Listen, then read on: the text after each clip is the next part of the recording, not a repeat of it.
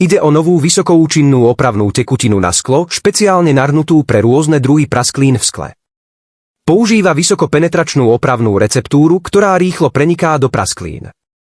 Za iba 10 sekúnd vyplní a spevní prasklinu a postupne ju zahladí.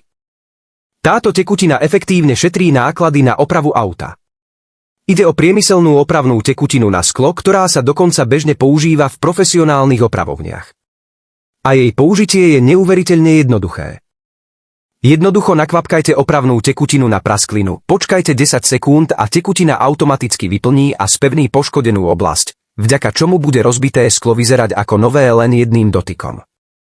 Najpôsobivejšie je, že používa presnú opravnú technológiu.